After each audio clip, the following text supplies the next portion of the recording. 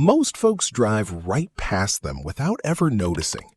You'll find them sitting on old barns, machine sheds, and workshops all across the Appalachian Hills. A spinning metal cap on top of the roof, quietly turning in the wind. Most people assume it's just an old piece of farm equipment, something left behind from another era. But every time I see one, I can't help but wonder how many people know what it's actually doing. Because that little spinning turbine wasn't put there for decoration. It was solving a problem that every Appalachian family understood all too well: heat. Long before air conditioning reached these mountains, summers could be brutal. Barns trapped heat. Workshops became ovens. Feed spoiled faster. Even simple chores became harder when hot air collected under a roof all day long. The people who built these structures didn't have thermostats. They didn't have electric fans. And they certainly didn't have central air. What they did have was experience. Generations of builders learned how heat moved, where it collected, and how to get rid of it before it became a problem. That's where this strange spinning machine comes in. At first glance, it doesn't look like much.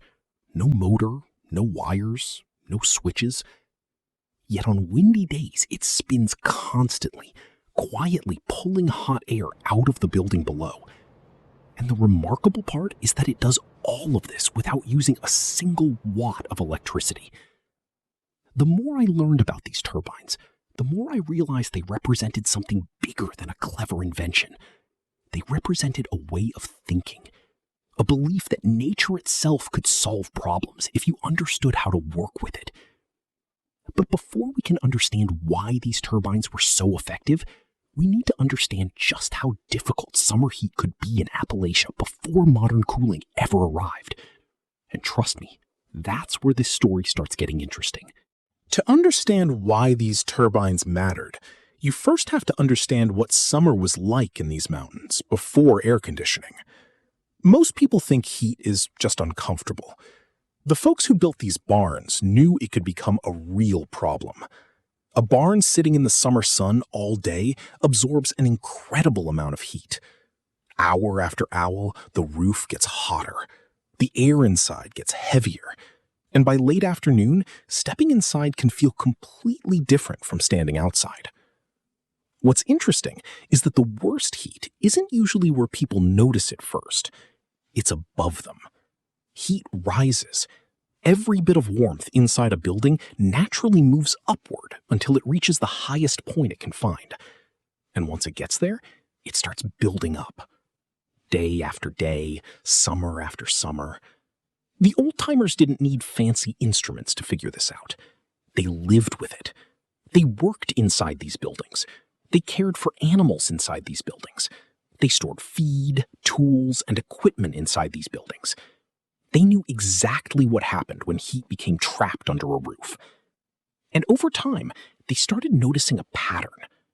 The buildings that stayed the most comfortable weren't always the newest. They weren't always the biggest, and they certainly weren't the most expensive. They were usually the buildings that breathed. Buildings that allowed hot air to escape instead of trapping it. That observation may sound simple, but it changed the way many people thought about construction. Because once you realize where the heat is collecting, the next question becomes obvious. How do you get it out?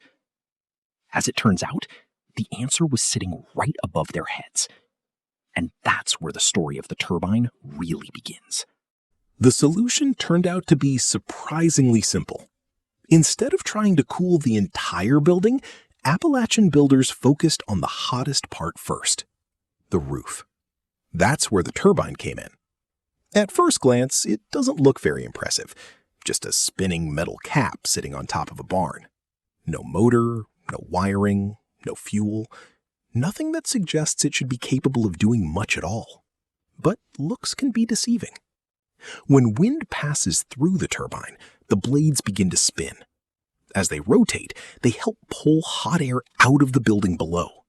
It's a simple process. Hot air leaves, fresh air replaces it. And over time, that constant movement helps prevent heat from building up beneath the roof. What's fascinating is that people trusted these turbines long before they understood the science behind them. They didn't need calculations. They didn't need laboratory tests. They simply noticed the difference. A barn with good ventilation felt better. Animals were more comfortable. Work became easier. And because the turbine required almost no attention, it could keep doing its job year after year. That's one reason so many of them survived. Even today, you'll find old turbines still spinning on buildings that have been standing for decades. But the turbine wasn't the only trick Appalachian builders relied on. In fact, it worked best when it was combined with something else, something most modern homes have almost forgotten. The more I looked into these old buildings, the more I realized the turbine was only part of the story. Because cooling wasn't a single system. It was a collection of small ideas working together. Take a walk through older Appalachian communities, and you'll start noticing them everywhere. Wide porches, large shade trees, windows placed to catch a breeze, buildings positioned carefully on the land. None of those choices happened by accident. They were practical solutions developed over generations. The goal wasn't to make a building cold. The goal was to make it comfortable.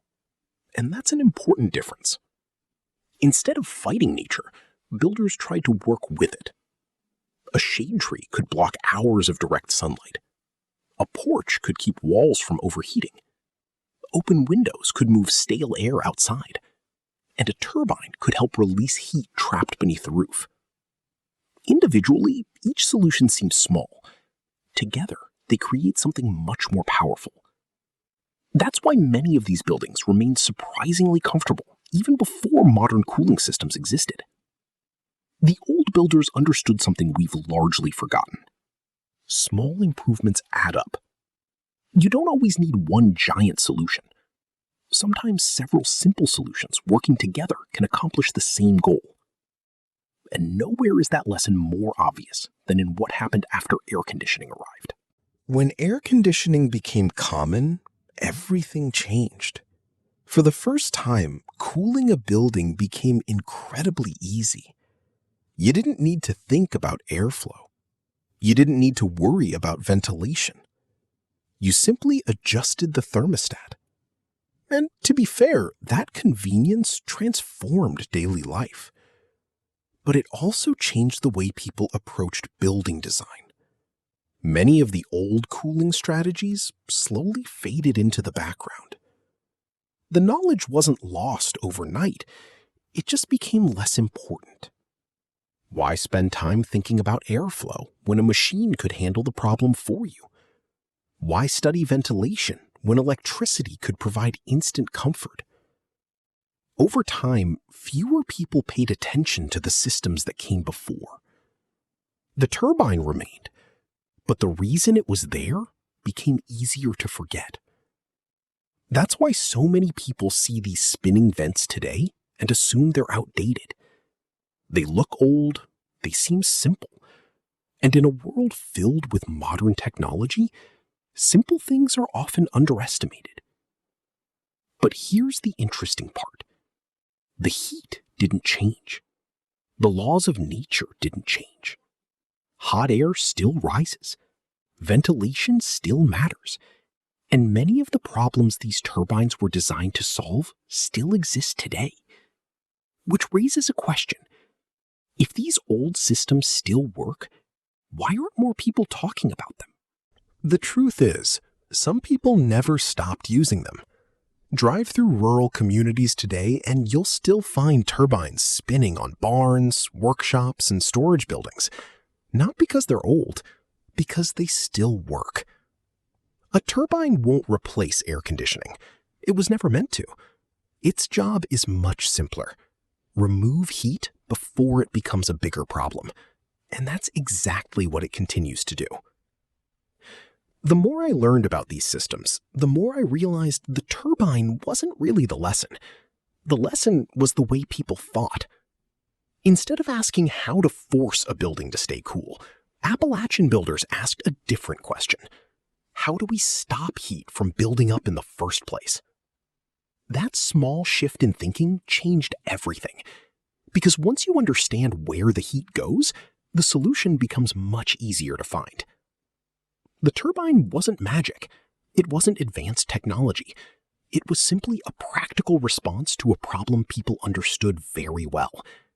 And maybe that's why so many of them are still spinning today. Not because they're relics, but because the problem they were designed to solve never went away.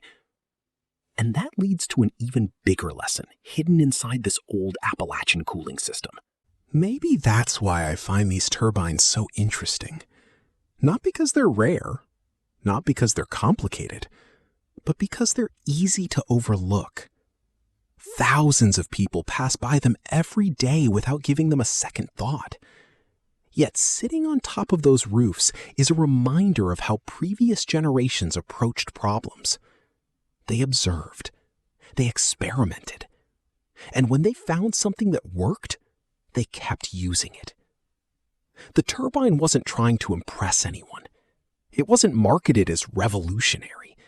It simply solved a problem, year after year, decade after decade. And in a strange way, that's what makes it remarkable. Today, we're surrounded by technology that's faster, smarter, and more advanced than anything those builders could have imagined.